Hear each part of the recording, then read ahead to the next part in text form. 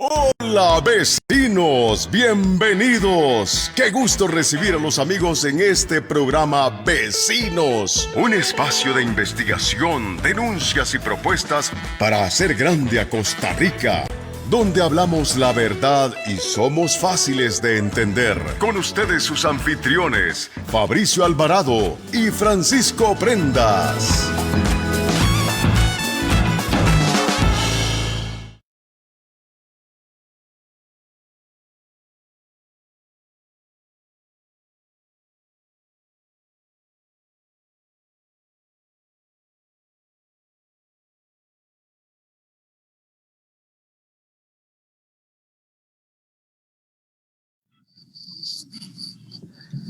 Saludos, queridos amigos, queridos vecinos, saludos a todos los que en Costa Rica y fuera de Costa Rica están hoy acompañándonos a través de esta transmisión en vivo, a través de este programa Vecinos, que pues desde principios de este mes de octubre retomamos después de una pequeña pausa en el mes de septiembre, y ahora a través de las redes sociales, específicamente de las páginas Fabricio Alvarado, Francisco J. Prendas y Vecinos CR, estamos compartiendo para todos ustedes desde San José de Costa Rica. Muy contento, muy agradecido con Dios en primer lugar, con el Creador, por darnos esta oportunidad. Recuerden todos ustedes, y por favor compártanlo con alguien. Recuerde que nosotros estamos en este mes y en este momento en particular promoviendo una campaña de oración para que Costa Rica ore, con el hashtag Costa Rica ora, precisamente, creyendo firmemente que Costa Rica es un pueblo de fe, que Costa Rica es un pueblo creyente, que Costa Rica es un pueblo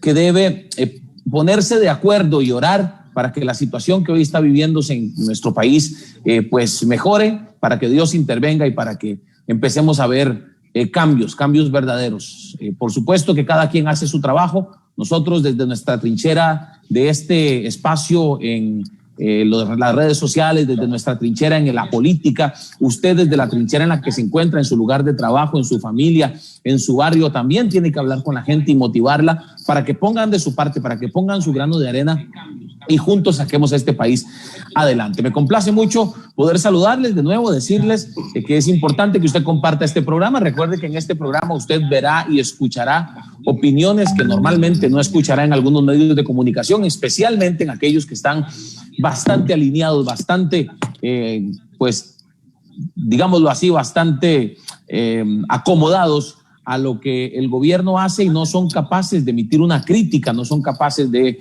hacer un control político verdadero a favor del pueblo, porque al final esto no es por nosotros, no es por un partido político, sino que es por el pueblo que está sufriendo, por el pueblo que la está pasando mal. Así que bienvenidos una vez más a Vecinos. Yo estoy compartiendo en distintos grupos, estoy compartiendo con distintos amigos este programa. Le pido a usted que haga exactamente lo mismo, que comparta el programa en sus grupos de WhatsApp, que comparte el programa en las diferentes plataformas que pueda hacerlo. Ya casi se nos une don Francisco Javier Prendas, que está preparándose, según nos ha indicado, para empezar a acompañarnos en este programa del día de hoy. Usted sabe que Francisco Prendas y este servidor somos quienes producimos este programa y quienes traemos a una serie de invitados para pues compartir sus opiniones. Y hoy, como lo hemos anunciado en el encabezado de esta transmisión, nos acompaña don Iván Barrantes, quien, como usted sabe, pues nos ha acompañado en varias ocasiones, que pues tiene una experiencia en el ámbito político y en el ámbito del trabajo precisamente con políticos y en el análisis político, y hoy Iván nos acompaña. Sin embargo, antes de darle el pase a Iván, creo que ya tenemos por ahí a don Francisco Prendas. Don Francisco, buenos días. Muy buenos días, don Fabricio, agradecido con Dios y con la vida porque podemos estar una vez más acá en Vecinos en un aporte que queremos darle a Costa Rica de investigación, de propuestas, de denuncias, si es del caso, y que estamos totalmente seguros que aportará para una mejor calidad de vida para todos. Hoy con la compañía del estimado Iván Barrantes, con la firme intención de entender un poco más con números, con perspectiva, con no solamente lo cuantitativo, sino lo cualitativo, cómo está el diagnóstico de Costa Rica en este momento, si lo que se percibe muchas veces en medios de comunicación es la realidad, si lo que se ve a través de las redes sociales es la realidad absoluta y total, o qué puede estar pasando, qué otros aspectos se pueden también relacionar una cosa con otra para entender más la realidad de nuestro país y sobre todo aprender a tomar decisiones. Aquí hay que ver hacia atrás un poco, hay que ver números, hay que ver el país en todas sus dimensiones, no solamente una parte, sino ver el cuadro completo, y es precisamente todo lo que queremos hacer. Así que invitados todos para que compartan la transmisión, para que le envíen la transmisión, el enlace de este programa ahora o durante el día en algún momento a familiares, amigos, compañeros de trabajo, en fin, gente que usted diga, vea, ahí están hablando y están explicando, están tratando de que entendamos qué es lo que está pasando y sobre todo proponiendo ideas y soluciones. Eso es lo que nos proponemos hoy. Así que, don Fabricio, un gusto ya incorporarme por acá. Ofrecer las disculpas del caso por los minutitos tarde, pero veníamos en un carrerón, hoy nos trasladamos a otra locación para hacer el programa y fue por eso, pero ya estamos acá y lo dejo para que usted empiece la conversación con don Iván. Don Iván Barrante, buenos días. Gracias por estar con nosotros. Siempre sus aportes son muy valiosos y los vecinos que nos acompañan los agradecen mucho. Así que de nuevo le agradezco por su disposición, por sacar este tiempo. Y bueno, quisiera que iniciemos con un, digámoslo así, análisis, valga la redundancia, un análisis inicial de la situación actual del país, que dicho sea de paso es completamente diferente a cualquiera que hayamos tenido en ocasiones anteriores que usted nos ha acompañado, ¿verdad? Hoy estamos en un ambiente lamentablemente de convulsión, de violencia, de incertidumbre por parte de los costarricenses y en medio de todo ese ambiente, pues un presidente y un gobierno que lamentablemente no aparecen, no vemos una respuesta concreta, no vemos un liderazgo, no vemos que de verdad el presidente esté convocando en realidad como debería ser a una mesa de diálogo, a una mesa de trabajo que esté trayendo de alguna manera una respuesta que devuelva la paz a las calles costarricenses. Don Iván, buenos días. Buenos días, Fabricio. Buenos días, Francisco. Gracias por la invitación. Siempre un placer compartir con ustedes y con los buenos vecinos del barrio. Y pues aquí estamos. Pues sí, definitivamente el ambiente no es el más óptimo en este momento, hay mucha tensión, mucha incertidumbre, pero no es nada que debiera tomarnos por sorpresa. Realmente este es el clímax de la acumulación de energía negativa en este caso, que ha venido dándose en el último año, diría yo. Yo creo que todo es más, todo esto tiene una génesis desde que empezó toda la discusión del plan fiscal. Estamos hablando del 2018, por ahí de septiembre, octubre.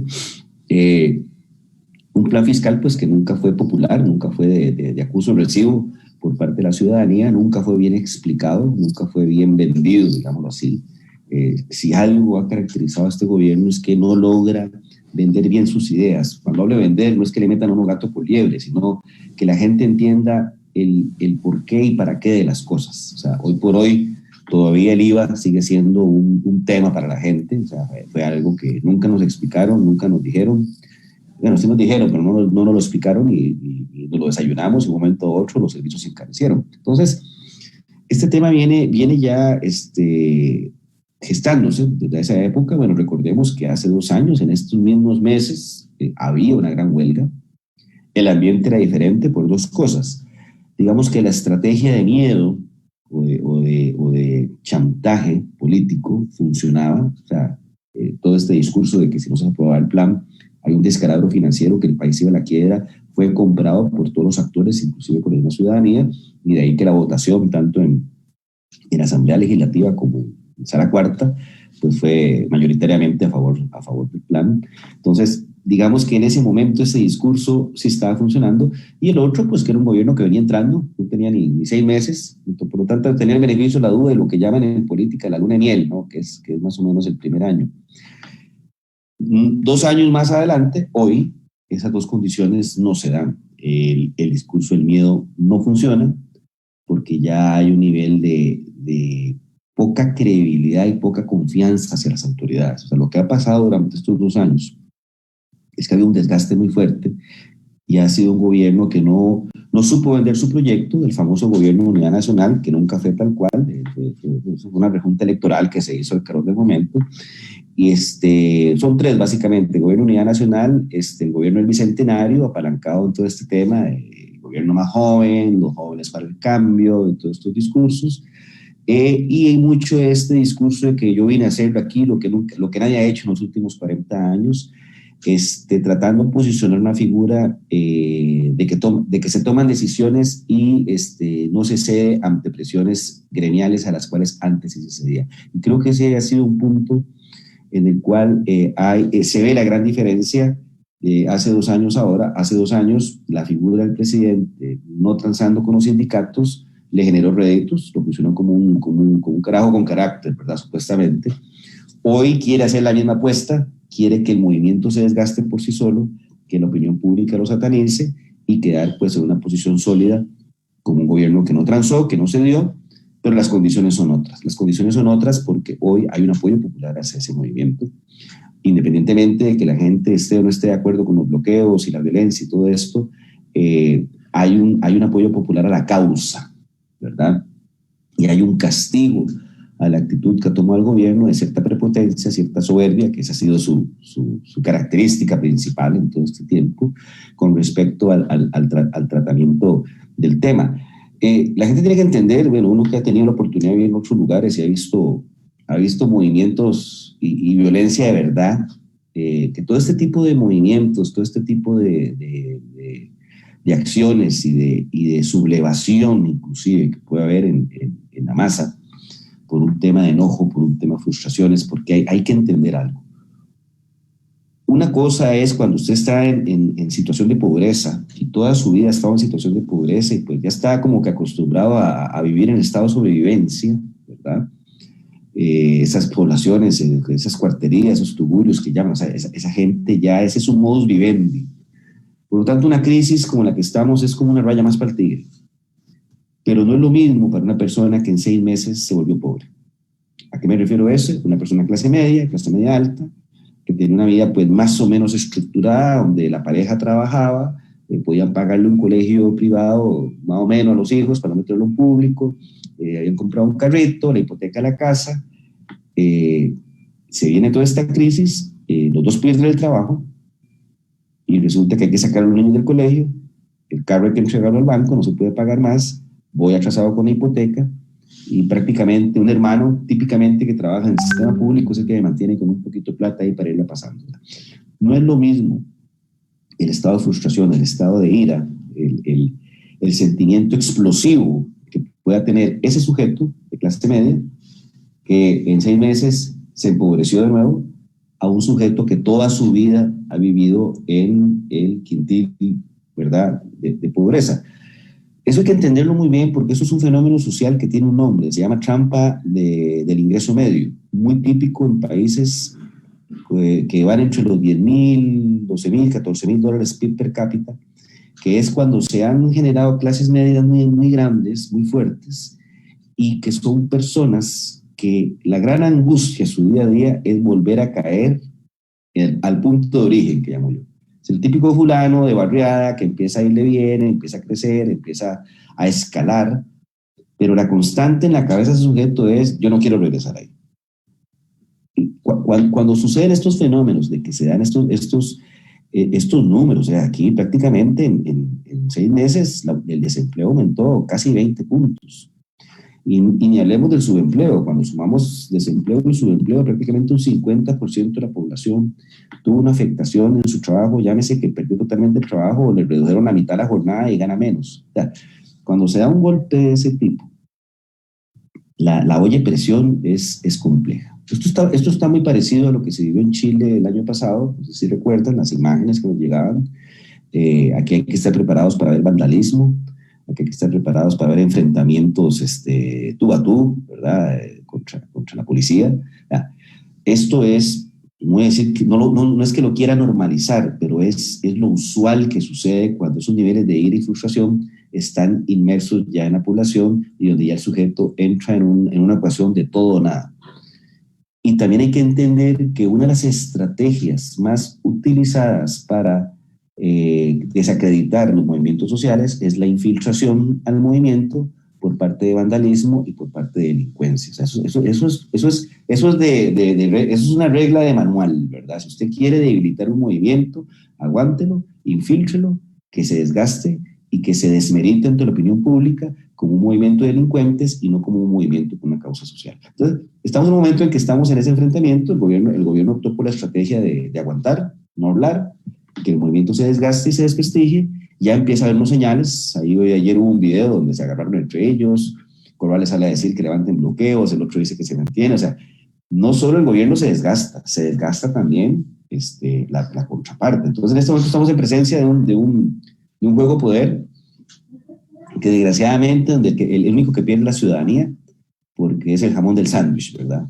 Entonces esto va para largo, esto no termina, porque el fundamento del movimiento tiene que ver con la crisis de liderazgo, con la crisis de credibilidad y confianza de la ciudadanía hacia el gobierno y específicamente sobre el señor presidente, porque ya esto está como personalizado. Y nuestro último estudio, que ya lo tenemos no procesado, pero listo, lo publicamos la otra semana, ya el negativo de la situación país, estamos hablando de 82. O sea, de cada 10 personas, 8 dicen que la situación está al tigre, que llaman, ¿verdad? 60% califica muy mal la labor del gobierno y el 72% aproximado, no recuerdo, muy mal al presidente. O sea, ya la valoración del presidente es mucho más alta en términos negativos que la valoración del gobierno. Eso lo que quiere decir es que hay una personificación del problema. Ya se acabó aquello de la buena imagen que habían logrado aprovechando la pandemia, ¿no? Que en algún momento creció, digamos, la opinión positiva a raíz de sí, eso. Para que un poco poner en contexto a la audiencia, se viene de un febrero que fue caótico por el gobierno, por el tema del UPAD. Digamos que el gobierno no empezó bien. Si hacemos memoria, en los primeros 60 días, enero, febrero, renunció el canciller, sacaron a la ministra de Justicia, se sacaron a la señora del PANI, renunció Guillermo Araya del ICD, Instituto contra el Control de Drogas, el secreto mejor escondido, porque renunció Guillermo, y hay toda una serie de especulaciones alrededor, y él ha sido muy cauto en cuanto al tema, pero hay mucha tela que cortar porque está muy relacionado con OPAD, que es lo que cae. Bueno, antes de eso nos dicen que a pesar de que no metieron impuestos, hubo amnistía tributaria, subió el déficit fiscal, y recordemos Chávez recién entrando, compareciendo en la Asamblea Legislativa. O sea, había un ambiente de noticias negativas que culminan con la OPAD, que prácticamente deja al gobierno en la lona, y en ese contexto es que cae el asunto de la pandemia, donde sí hay que reconocer, y la ciudadanía reconoce que había un manejo muy bueno, efectivo, donde la gente se sentía protegida. Yo creo que esa es la palabra correcta. No es tanto que la gente lo califique de que era bueno o malo, era que se sentía protegida, y ahí el doctor Daniel Salas se posiciona como el gran protector. O sea, ese activo no lo capitaliza el presidente, sino que lo capitaliza el ministro de Salud, que hoy por hoy sigue siendo la figura mejor calificada del gobierno y la figura yo te diría que la mejor calificada de todas a nivel de los 48 personajes que evaluamos, porque cuando vos te posicionas como un protector de ese tipo es casi que es intocable, ¿verdad? Pero está tan bien calificado que como que se sale totalmente de todo ese espectro y es como un mundo aparte. Igualmente, el gobierno no capitaliza esa situación, perdona Frank, y después de Semana Santa, que ya la gente empieza a presionar de que no puede seguir en el encierro, de que quiere ir a trabajar, que se están perdiendo empleos, y empieza este nuevo camino, y la cosa empieza a desgastarse de nuevo, y venimos a los niveles en los cuales estamos hoy. Iván, nosotros estamos del lado del pueblo, eso siempre ha sido y siempre será así. Uh-huh. Y si entendemos que la arrogancia, porque no es que no saben, es que son arrogantes y no quieren hacer lo que le conviene al pueblo, sino hacer lo que está dentro de su agenda, dentro de su plan, dentro de a la manera en que ellos quieren hacer las cosas.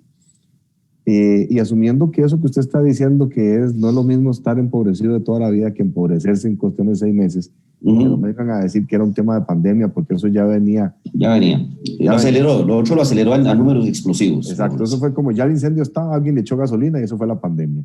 Entonces, vos como estratega, ya analizando cómo está el gobierno y lo que está haciendo, y que no está dando resultados, y que todo el mundo, porque ya llegó un momento en el que usted, no importa cuál programa de opinión y análisis político, económico, social ponga, todos al unísono le están diciendo al gobierno que como ellos lo están haciendo no es, y que tienen que hacerlo de otra manera. O sea, ya es un momento en el que es apabullante aquel ruido, aquellos gritos de todo el mundo llevándole la contraria al gobierno. ¿Cuál sería tu recomendación estratégica para el pueblo, para hacer entender al gobierno que así no es la cosa? A ver, es que hay que partir de una realidad. Este gobierno tiene un serio problema de identidad, porque esto es un gobierno PAC y el Partido Acción Ciudadana es un partido centro-izquierda. Eso es indiscutible. En esencia eso es el partido, pero este gobierno ha sido lo menos centro-izquierda que ha existido. O sea, más, yo me atrevo a decir que este gobierno pasará a la historia como el gobierno más corporativista de los últimos años, que es corporativista en alianza, ¿verdad?, con intereses de un sector empresarial, pues que lo tiene bastante secuestrado, ¿verdad? Entonces, esto es un gobierno que se ha dado el tupé de aprobar una ley de huelgas, que en un gobierno centroizquierdo hubiera sido impensable, de aprobar un plan fiscal recargado mucho sobre la clase media y el consumo de la gente versus el gran capital, que aprobó una amnistía tributaria para los grandes contribuyentes o los que realmente andaban ahí con problemas de evasión y ilusión. O sea, por donde usted lo ve, hay un montón de decisiones, un montón de acciones que están muy divorciadas de la esencia del Partido Acción Ciudadana. No vayamos muy largo. Este convenio con el FMI de un partido que lideró, bueno, no lo lideró, pero ahí sus líderes se estaban gestando el combo ICE y que lideró él, no al TLC. O sea, el partido, el gobierno que hoy quiere aprobar el convenio con el fondo era compañero de lucha, compañero de las calles de los que están hoy en los bloqueos. O sea, hay una contradicción muy fuerte ahí al interno. Cuando vos tenés un problema de identidad, eso se refleja hacia afuera. Eso se refleja hacia afuera. Por eso es que la propuesta, la primera, hacia el fondo FMI, es una propuesta muy recargada de impuestos. No te toca nada de venta de activos del Estado, no te toca nada de reducción de gastos y de carajadas como ley de empleo público, o sea, porque esos temas a lo interno tienen que ser bastante complejos, ¿verdad? Entonces yo creo que parte de la decisión o parte de la solución es, bueno, ¿con qué ideas voy a gobernar? ¿Realmente este gobierno está convencido de un convenio con el FMI, sí o no? ¿Realmente está convencido de emitir una ley de empleo público, sí o no? Entonces es poner las cosas en blanco y negro y a ver, no hay receta perfecta. No hay receta perfecta, pero si usted es conservador, usted va a optar por líneas conservadoras. Es como que ustedes el día de mañana vengan a aprobar la norma de aborto terapéutico. Entonces será la inconsistencia más inconsistente, valga la redundancia, y ustedes perderían la mitad de sus seguidores, definitivamente. Entonces, traslademos eso a lo que ha pasado en esta administración, y ahí hay mucho el problema, muchos grupos de influencia, un grupo muy pro empresa, muy derecha, ¿verdad? Que es todo este grupo empresarial reflejado en la figura de Horizonte Positivo, un grupo muy joven, muy novato, y que se reflejan en las novatadas que convierte, ¿cómo se llama? Que comete este gobierno, que son todos estos jóvenes de la Juventud Progresista. Yo le llamo el Comando Lonchera, ¿verdad? Así lo llamábamos cuando éramos ligueros hace 4 años, cuando empezaron a ser introducidos en el gobierno de Luis Guillermo. Está el grupo, que siempre existe un grupo muy cercano al presidente, el Petit Comité, se llama. Entonces, imagínate un gobierno con problemas de identidad, con problemas de liderazgo, con problemas de credibilidad, varios grupos tratando de ejercer su influencia, el rancho ardiendo al interno del partido, porque ya es como 5 veces que el comité político de ese partido ya ha zafado la tabla o se ha desmarcado de decisiones que el gobierno ha tomado. Entonces es muy difícil proyectar seguridad, proyectar confianza, proyectar credibilidad cuando tenés toda esa dialéctica hacia adentro. Entonces, a tu pregunta, ¿qué tiene que hacer para, ¿cómo se llama? Para bajar la soberbia? Está difícil. A mí me interesa que asesores al pueblo, que como estratega le digas, a ver, pueblo, usted tiene la razón, pero también tiene que tener un orden, una estructura, una estrategia para hacerle entender a esta gente cómo hacerlo. O sea, ¿qué diría usted? A ver, pero definamos pueblo, porque también esto es una cosa que hay que entender, o sea, tan nocivo es un gobierno sin proyecto, sin plan, con carencia de identidad, como una oposición en la misma situación. Entonces, si yo como ciudadano percibo que el gobierno está en un problema de identidad, no me transmite ningún tipo de confianza y credibilidad y me siento en el aire, pero tampoco hay una alternativa B como oposición que me permita entender que hay una alternativa, que eso es una oposición, se genera un vacío de poder. Entonces, ese vacío de poder está siendo ocupado por estas figuras recicladas o no recicladas o como quieras llamarlas, pero están cumpliendo un rol que no está cumpliendo ni el oficialismo ni la oposición. Entonces, la gente lo que anda buscando es liderazgo. Yo lo que digo a la gente es, en estas situaciones hay líderes de líderes. Y el principio de desastres como el de Venezuela obedecen a este tipo de situaciones porque en vacíos de poder pueden salir mesías improvisados, ¿verdad?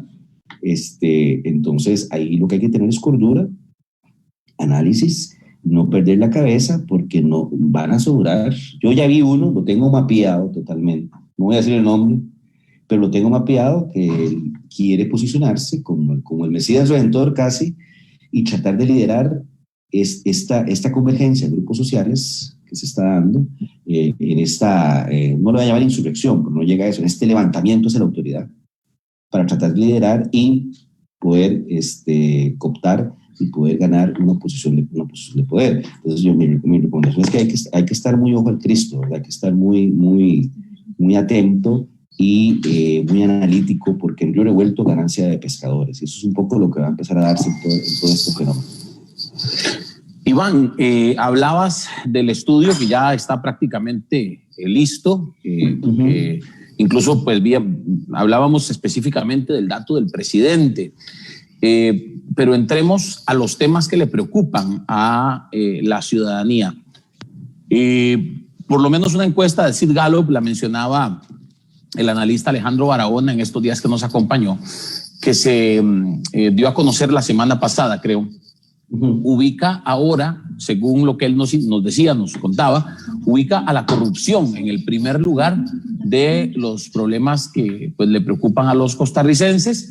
También se hablaba de desempleo. La pandemia ya va cayendo como a un cuarto lugar, porque estaba el desempleo, estaba el tema de la seguridad, estaba la situación económica, y creo que va terminando como en un quinto lugar el tema de la pandemia, por lo menos según esa encuesta. ¿Qué resultados les arroja a ustedes esa pregunta en particular? ¿Qué es lo que más le preocupa a los costarricenses? A nosotros no nos sale así. Definitivamente lo que más preocupa es el desempleo. Que eso ha sido lo histórico, ¿no? Eso ha sido lo histórico. Pero se ha disparado porque cuando ya tenés de cada 10 costarricenses, 5 con problemas de trabajo, 3 porque no tienen, y 2 porque le redujeron la jornada, por decirlo así, es inevitable que ese sea el protagonista. Luego viene algo que la gente denomina como costo de vida, que están asociados al final, ¿verdad? El costo de vida se va a disparar en la medida que tengan menos ingresos para enfrentarlo. Hay una asociación. Podríamos resumirlo que el gran tema económico es el problema, y de tercero, la pandemia. Corrupción sale muy como el quinto, no nos sale tan alto. Yo no entendí ahí por qué sale tan alto. Realmente la gente sí critica, digamos, situaciones como la de mascarillas de la caja. Es que si lo analizas detenidamente en el periodo, actos de corrupción así, protagonistas, preponderantes, que hayan movido el piso de la opinión pública, aparte de los problemas de la caja, honestamente, yo no veo nada que sea totalmente distinto a lo que hemos venido viendo, que la corrupción... Sí, UPAT vendría a ser como lo más fuerte, quizá UPAT. Sí, y bueno, pero el hecho de que haya denuncias contra el presidente también.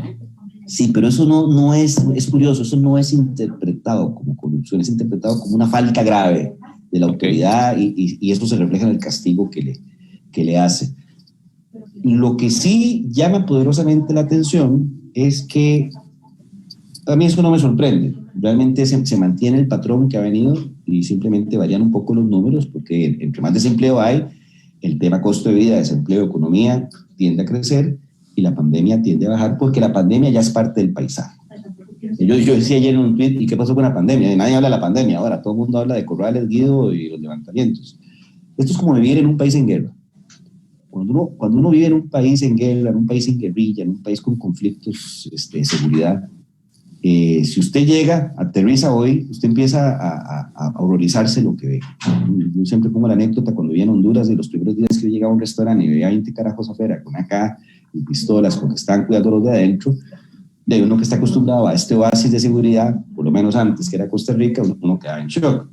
Pero ya después de 2 semanas de vida ahí, yo viví muchos años en Honduras, ya usted es parte del juego y usted lo andan cuidando también. Entonces se vuelve parte del paisaje. Países en guerra igual se vuelve parte del paisaje, que hay muertos, que hay explosiones, que hay bombardeos. No es que lo esté justificando, pero en cierta forma el mecanismo humano tiene ese chip que dice la vida continúa. La vida continúa y no te puedes quedar pegado. Creo que nosotros entramos ya en ese asunto de la pandemia, en ese mood que llaman, ¿verdad? En esa onda. Y máxime que ya vemos una constante las últimas semanas que el número anda entre 1.000 y 1.500 contagiados, entre 10 y 20 que mueren, y los hospitalizados ahí andan como que el número, o sea, como que ya es parte del paisaje y hay que entender algo también. Y eso es algo que nadie se ha sentado a analizarlo con profundidad. El país en Latinoamérica donde más creció el desempleo producto de la pandemia fue Costa Rica, después de Venezuela. O sea, aquí crecimos de 12.5 va a ser a 30 ahorita. Y en otros países, inclusive en Chile, en Perú, hasta mismo Argentina, donde los confinamientos han sido más violentos, o sea, realmente ahí fue toque de queda, ¿verdad? No puede salir ni a la pulpería. No fue tan violento la caída del desempleo. ¿Por qué? Porque cuando usted tiene un mercado laboral tan precario, eso se llama precariedad de mercado laboral, es un concepto técnico. Precariedad significa que hay una alta presencia de la informalidad. O sea, en este país hay trabajo, pero de cada 10, 5 lo hacen en la informalidad. ¿Qué es la informalidad? Uber, vendedores ambulantes, comerciantes, freelance, desde diseñadores, contadores, etcétera. Gente profesional, pero que no declara, etcétera. Cuando usted le mete un martillazo, como nos metieron en marzo, que fue muy precipitado, y que nos metieron a todos en la casa, usted le pegó un martillazo a ese grupo. Porque la informalidad, en un 80%, es cogió el partido, cogió el comido. Hay informales de informales. Yo soy informal, pero yo he construido mi tema y puedo aguantarlo. Pero el carajo que vende ahí, aquí en la esquina, en el semáforo, no aguanta.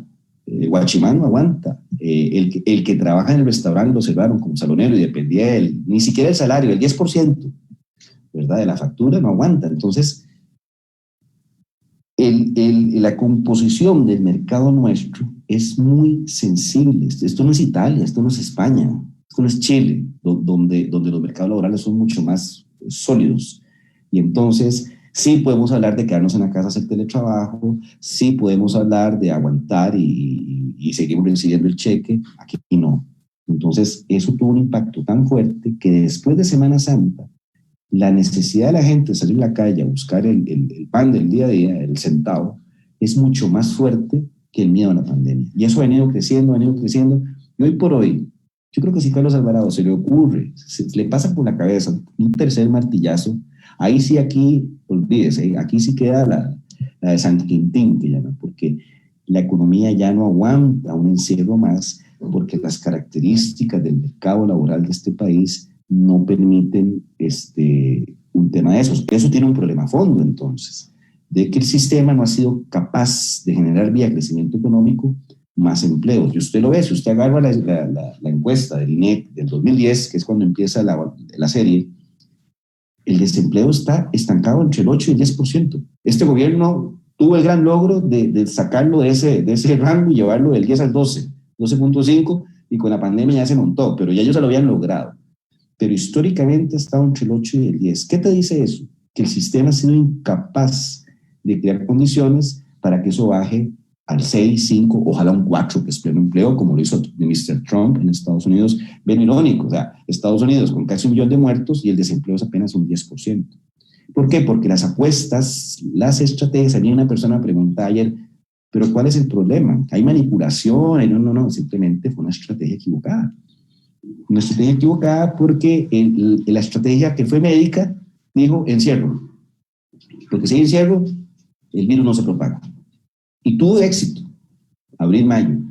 No contaban con mi astucia, el Chapulín Colorado, que fue la migración, que entonces trae todo un tema que no estaba controlado. Y es irónico, la gente, acuérdense en junio, cuando estaba todo el escándalo, que San Carlos estaba casi en contagio comunitario.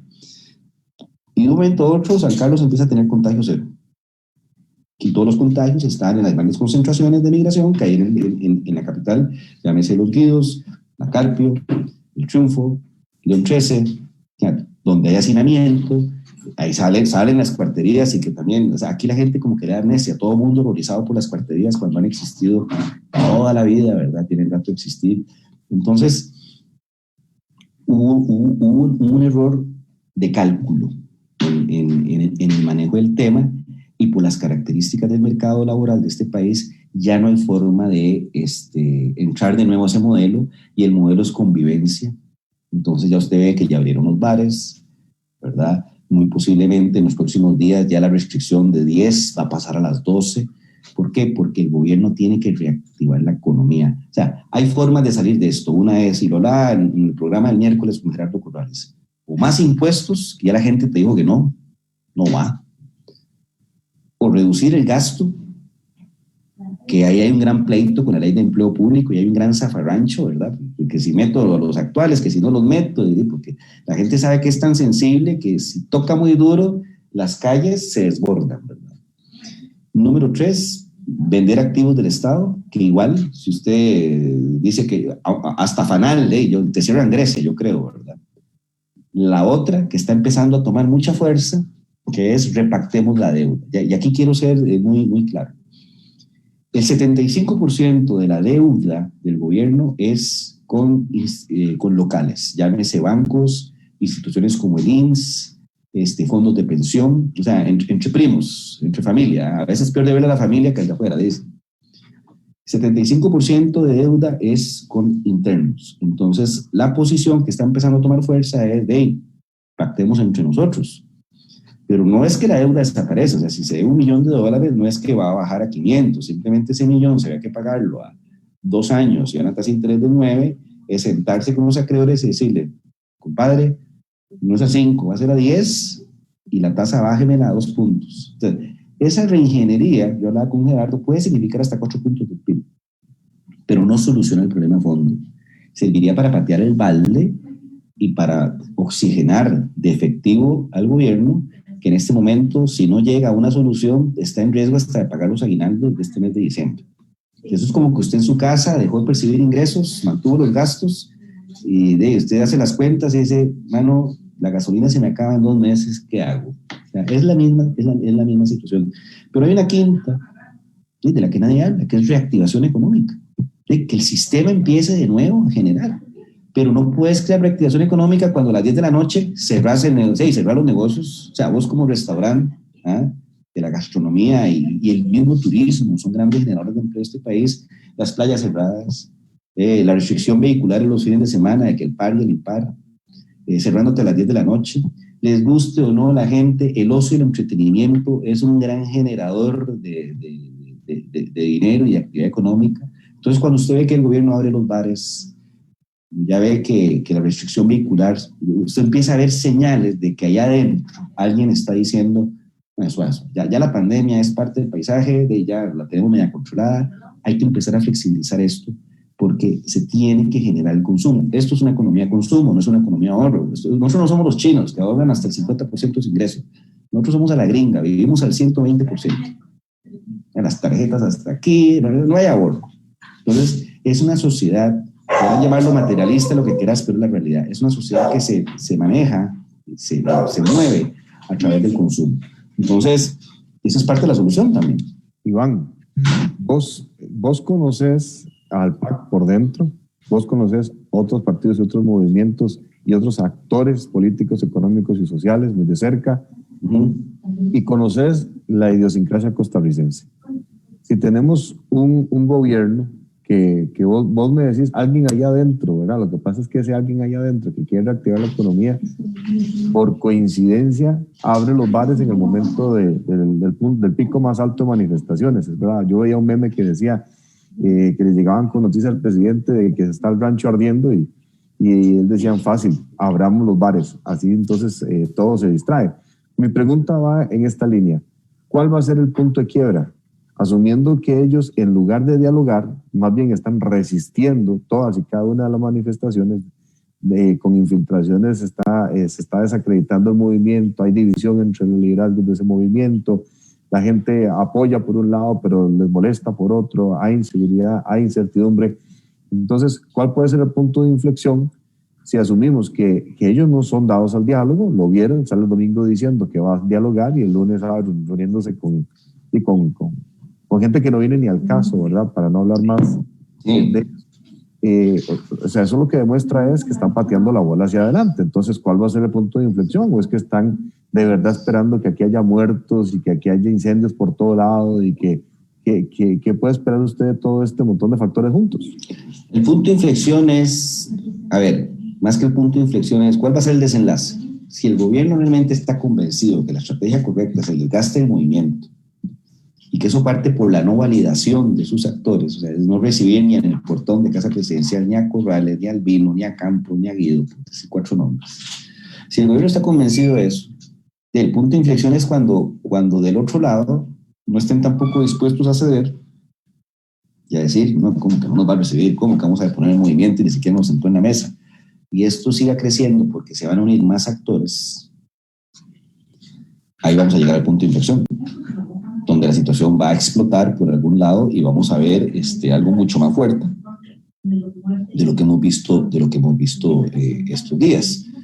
Que digo, no podría decir que es fuerte y desvaloriza, pero todavía falta. O sea, yo invito a la audiencia a que google en YouTube Chile los actos de violencia del año pasado y preparémonos para un escenario más o menos de ese nivel, que va desde vandalismo, saqueo, ¿verdad? En tiendas de línea blanca, supermercados, etcétera, hasta enfrentamientos ya fuertes, ¿verdad? Cuerpo a cuerpo entre las autoridades policiales y los manifestantes.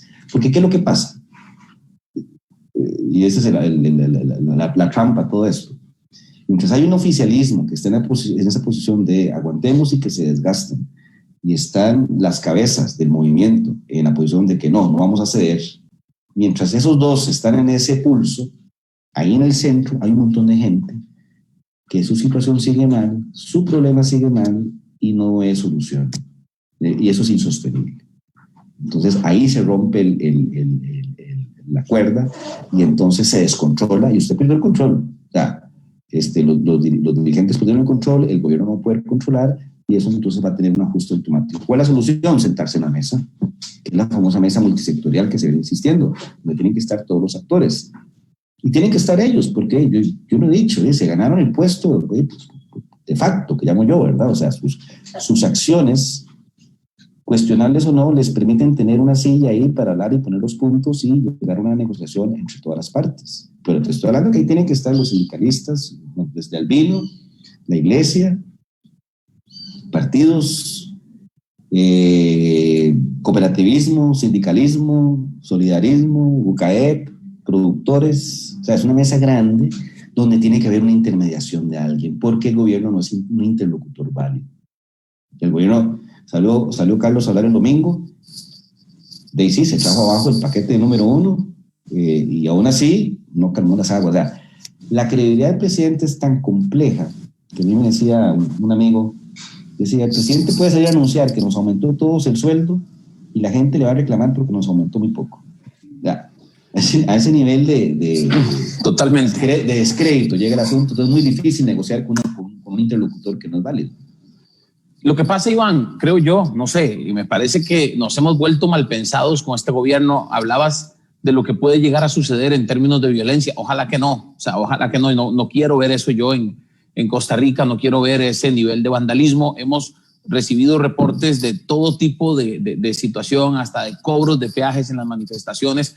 Y bueno, creo que es Vox Populi que se habla de infiltrados en las manifestaciones, de personas incluso de países como Venezuela, de países de Sudamérica que estarían infiltrados y que, bueno, lo que se dice es que evidentemente esta infiltración obedece a una estrategia precisamente para deslegitimar el movimiento, para deslegitimar a los que se han unido a estas manifestaciones. Ahora, creo que lo que hablabas es importante porque el presidente sale el domingo y dice, yo voy a liderar este diálogo, yo voy a liderar estas mesas que no han sido mesas, que han sido reuniones bilaterales con algunos movimientos, y dicho sea de paso, con algunos movimientos que de alguna manera pues son algunos de ellos afines, algunos de ellos cercanos al presidente y al gobierno, y entonces lo que el gobierno percibe es, otra vez nos dio a tolillo con el dedo. Sí, dijo, no vamos a seguir adelante con la propuesta del Fondo Monetario,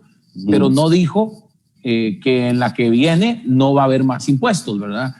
Cualquiera podría esperar que si la situación sigue creciendo, si se sigue poniendo difícil, pues en algún momento nos aparezcan diciendo que bueno, que la situación se puso tan fatal que económicamente afectó al país y que entonces tenemos que volver a la propuesta de impuestos. Pero lo que quiero llegar es que cuando él plantea, yo voy a ser quien lidere, pues de alguna manera, lo acabas de decir, de alguna manera está dando una señal que el pueblo no quiere escuchar. El pueblo pareciera que a raíz de las diferentes cosas que han sucedido no ha...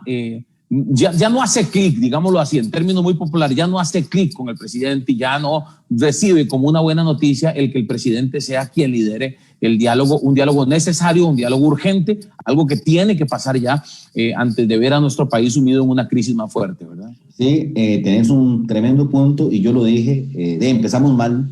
Porque cuando el que es parte del problema dice que va a liderar la solución, ahí ya la cosa empieza a tener contradicción. Y ese ha sido otro de mis puntos. Entonces la gente me dice, entonces, ¿quién? Es que ese es el problema. O sea, a ver, hagamos recuento. El presidente está invalidado como interlocutor válido, valga la redundancia. ¿Por qué? Porque no le creen, no confían en él, no transmite energías, hasta su lenguaje corporal no funciona. ¿Quién? Los voceros que tenían que ser en su momento ya se fueron. Rodolfo Pisa, Rocío, la ministra de Comunicación, la ex ministra de Comunicación. Los que trataron de desarrollar, los quemaron. Yanina Inarte, Pilar Garrido, Elian, ya lo han quemado, a mi gusto. Y los que debieran, porque el papel y la teoría dice, no funcionan, no sirven, cada vez que salen es peor. Tom Prieto, ¿verdad? Agustín Castro. Entonces yo hago la pregunta, ¿cuál es el interlocutor, el vocero creíble en este gobierno que permita que una propuesta que tal vez técnicamente está bien hecha, poderla poner en la mesa y que sea creíble, que sea confiable, que le dé el beneficio de la duda y permita empezar la negociación? Y esto tiene un nombre, cuando el mensajero mata el mensaje. En este tema de la política, a veces no es tanto lo que se dice y cómo se dice, sino quién lo dice. Y ahí para mí radica un problema de fondo muy fuerte, porque cuando usted no tiene interlocutores válidos, cuando usted no tiene voceros de peso, no hay forma de vender ni de liderar nada. Por eso se estila mucho, y yo le digo al presidente, le recomendaría que llame por teléfono a Sebastián Piñera, el presidente de Chile, que cambió el gabinete todo hace unos meses.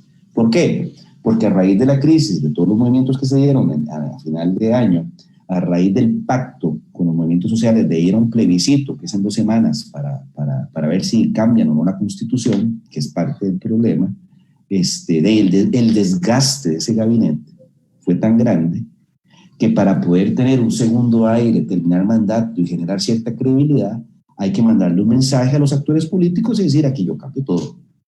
Y entonces aprovecho ese cambio para meter figuras de peso que puedan tener cierta validez con los demás actores. Entonces, ahí, si el presidente no va hacia esa solución, no va a tener interlocutores válidos, entonces cualquier cosa que diga, cualquier cosa que haga, cualquier cosa que proponga, de entrada va a tener una tasa de rechazo muy alta. Entonces empezamos mal la negociación y empezamos mal el proceso. Iván, parte del diagnóstico, yo sé que la otra semana vas a presentar el estudio, pero yo creo que los tambores de guerra preelectoral ya están sonando. Totalmente. Yo creo que la gente, parte del desespero ese, ¿verdad? de árbitro pite, ¿verdad? Y que se acabe este gobierno, es que ya están buscando otras personas, otros interlocutores.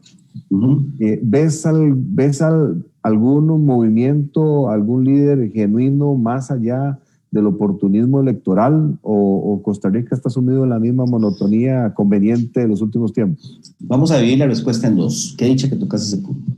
Hay dos posiciones ahorita. A ver, voy a ser un poco más teórico. Hay un fenómeno que se llama el síndrome del pato cojo, y ayer escribí sobre eso. ¿Qué es el síndrome del pato cojo? Es decir, el pato está cojo, no camina. Pues cuando un gobierno ya no camina porque lo atrapó el ciclo electoral por la misma problemática de credibilidad y otras cosas, se le llama, este gobierno entró en el síndrome del pato cojo, ya no camina. Es un poco lo que le está pasando a y la gasolina que le queda, que la puede aumentar un poquito con un cambio de gabinete, va a ser para salir con la propuesta que termina al final de todo este tema del problema financiero o de las finanzas públicas. Pero hecho eso, ya no tiene ninguna razón de existir y entramos ya a ciclo electoral. El arte en la oposición es acelerar el síndrome del pato cojo. O sea, entre menos camine un gobierno, las posibilidades de reelección son menores. Entonces, si yo soy oposición, mi gran negocio es que ese gobierno sea interpretado como un gobierno que no lo logró, ojalá 2 años antes, y entonces es tal su poca credibilidad que es matemáticamente imposible que gane nuevamente la elección. Eso es lo que dice la teoría. Pero en la práctica a veces pasan otras cosas, como lo que está pasando en Costa Rica. Entonces nos topamos en oposición. O sea, yo escucho gente hablar aquí que eso es politiquería. ¿Cómo hacer politiquería? Hablar del asunto del poder y decir que yo, X, tengo una propuesta, tengo un proyecto que realmente es la solución y no ponerlo sobre la mesa y hablar en términos electorales. A mí me llamó poderosamente la atención ayer el pleito entre Eli Feinsack y Carlos Ricardo, que yo lo he usado por todo lado, porque Eli Feinsack critica, o sea, Eli Feinsack está haciendo su trabajo, está saliendo hasta en el Conflex, porque él quiere ser candidato, está bien, de eso se trata, o sea, ¿por qué lo vamos a criticar? Lo está haciendo bien. Y entonces aprovecha la instancia que le dan, le pega un cariñito a Liberación, diciendo que Liberación vive en concubinato con el PAC, y que tienen, ¿cómo se llama?, negociaciones bajo la mesa. Lo cual es cierto. Es que los liberalistas se escandalizan, porque si todos sabemos que es así, esa es la política. Se rasgan las vestiduras diciendo que no puede ser. Entonces Carlos Ricardo comete el error de llamar, porque al llamar está validando al otro. Está validando al que anda tratando de buscar el reflector. Y entonces le dice que es politiquería lo que está haciendo. Y yo digo, ¿en serio? Un político con la experiencia, con la cancha de Carlos Ricardo, decir que un aspirante a candidato, Fabricio, es como que a vos te den esa tribuna, si usted te quedas callado, yo mismo no te regaño después, ¿verdad? Si usted no tiene una posición pública de diputado, de ministro, de lo que fuera, y a usted le ponen el reflector, es más, cuando uno anda tratando de ser candidato, si usted ve una cámara de video de seguridad, usted tiene que agarrarlo y ponérselo, porque usted tiene que figurar en el imaginario. Él está haciendo su trabajo y tira un dardo que la sobrereacción del otro lo único que hace es validar lo que el otro dijo. Entonces, eso no es politiquería, eso es lo que refleja lo que estás diciendo, Francisco, que ya ante un gobierno débil, ante un gobierno fallido, ante un desastre nacional, yo quiero posicionarme como la solución. Y ahí le tiro un cariñito al amigo que le dije un día, lo veo muy desaparecido, le dije, quien tiene aspiraciones en esto y ve este vacío de poder, tiene que estar ahí presente. Los enemigos son los que van a decir que es politiquería, pero tiene que estar ahí presente para que la ciudadanía diga, bueno, este carajo o este partido pareciera que es la solución al problema, para que cuando llegue el pitazo, todo el mundo está rogando, llegue el pitazo, vuelve el partido, vuelven otros jugadores. Eso no es ser politiquero, eso es ser realista y pragmático de la situación que se está viviendo. En la misma línea que consultaba Francisco, Iván, en efecto hay un vacío de poder. Este vacío de poder, estas inconsistencias, este terrible manejo de la comunicación por parte del gobierno, sumémosle y lo hablabas también, las diferentes acciones que el gobierno tomó en diferentes momentos claves para la economía del país y que lo que hicieron fue golpear, martillar en efecto al comercio, ¿verdad? Todo eso ha venido juntándose. UPAD, las denuncias contra el presidente, digamos, la insistencia del presidente y de cierto grupo que el presidente metió ahí en casa presidencial para, pues, prácticamente solo, digámoslo así, ocuparse de la agenda LGTBI. Y bueno, todo ese tipo de cosas se han ido sumando, se han como ido metiendo en el mismo saco. Y son las que ahora yo decía un día de estos, y bueno, la pregunta va en ese sentido. Yo decía un día de estos que al menos yo nunca había visto tanto tiempo antes de que termine un gobierno, nunca había visto a la gente tan desesperada porque se termine el gobierno.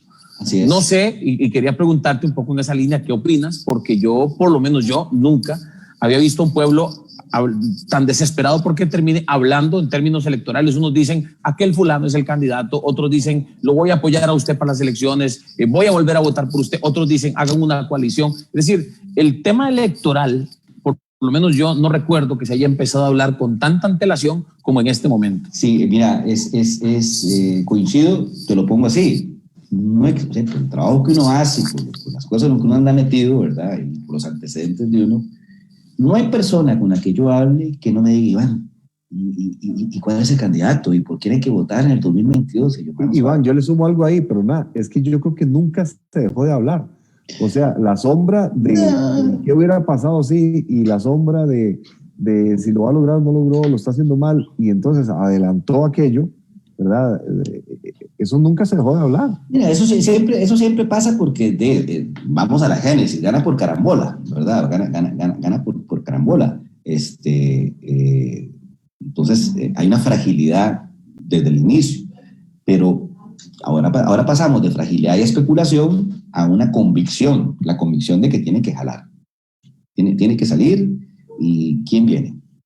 Por eso yo no entiendo la gente que anda con miedo que se lo elija el país, pero ¿de dónde? O sea, cuando entreguen un país con 40% de desempleo, 50% de pobreza y con una delincuencia rampante y tasa de suicidio, no sé en qué, altísima, y un sentimiento, ¿verdad?, de desamparo e inseguridad, no hay forma de reír, ya sería masoquismo, ¿verdad? Es como que la doña se vuelva a casar con el man que le pegaba todos los días, ¿verdad? No tiene ninguna lógica. Entonces, volviendo al punto, no hay persona que no me pregunte ¿quién? Mi respuesta siempre es, estamos muy temprano, falta mucho. Pero entonces yo le digo a los actores, si el sentimiento es ese, si hay una búsqueda de un liderazgo, si hay una búsqueda de alguien que represente, ni siquiera que proponga, que represente una dosis de seguridad y certeza, y de algo que para mí es lo que ha perdido un poco la población, de esperanza, de que puedo volver a soñar de nuevo. O sea, este sujeto del que hablábamos hace un rato, que perdió su trabajo, la doña también, y entonces sus sueños que venían construyendo, ¿verdad? Ahí, muy fuerte, muy duro, ¿verdad? Con esfuerzo, se cayeron. Y que hoy está en estado ahí de depresión, que llamo yo, ¿verdad? Sí, y no hay una salida porque la autoridad no muestra un camino, que ese gran grupo vuelva a soñar de nuevo. Eso es lo que un líder, un protagonista en política, en el contexto del país hoy, debería poner en la mesa. Yo soy el hombre, yo soy la persona, yo soy el líder que va a hacer que este país vuelva a soñar de nuevo, que se reconstruya de esta pesadilla, de este chance, este lapsus que tuvimos, que se llama Partido de Acción Ciudadana. O sea, ¿qué es lo que está diciendo en la calle? El experimento no funcionó. El cambio no funcionó y resultó ser peor la receta que la enfermedad. O sea, quien me vendió que era el cambio, que es el Partido de Acción Ciudadana, resultó ser igual de chueco o peor que lo que tanto criticó, que se llamaba el PLUSCO, PLN, Unidad Social Cristiana. Por eso es que el PLUSCO, tanto la Unidad como Liberación, vuelven a tomar una opción, un protagonismo y ser una opción real de recuperar el poder. Pero hay otras alternativas que también deberían estar jugando en este momento y sin miedo empezar a hablar en términos electorales, porque la gente lo está demandando. O sea, la gente no va a ver mal que un partido, que una persona, que un proyecto empiece a tratar de posicionarse electoralmente hablando. No lo va a castigar, al contrario, lo va a premiar porque se convierte entonces en opción ante la ausencia de opciones.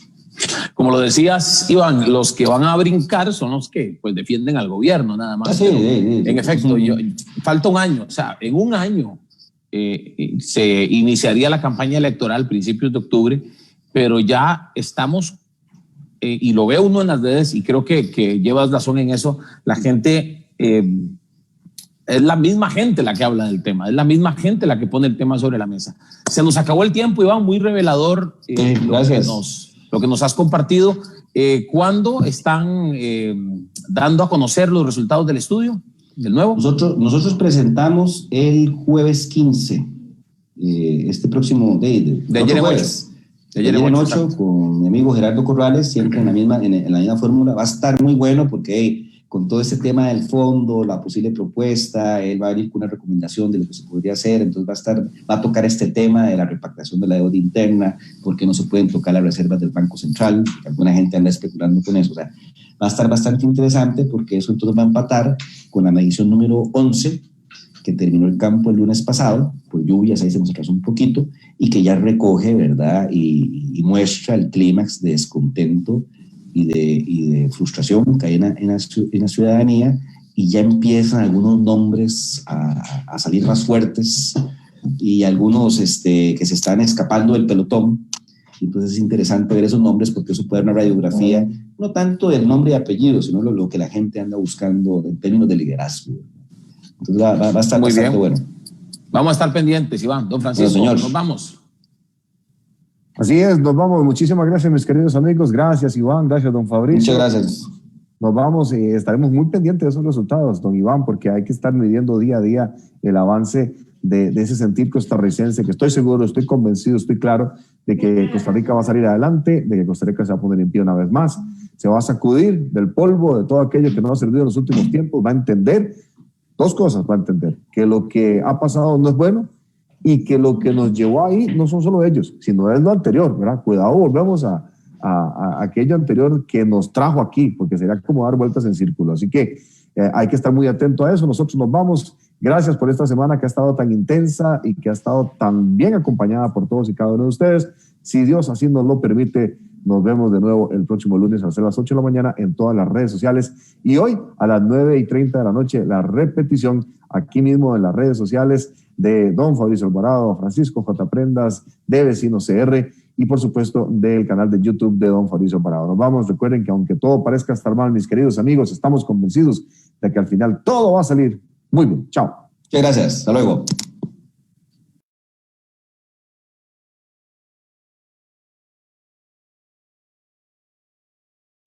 Sabemos que faltó mucho por hablar, pero como buenos vecinos, seguimos juntos con la esperanza de mejorar a Costa Rica. Gracias por su compañía.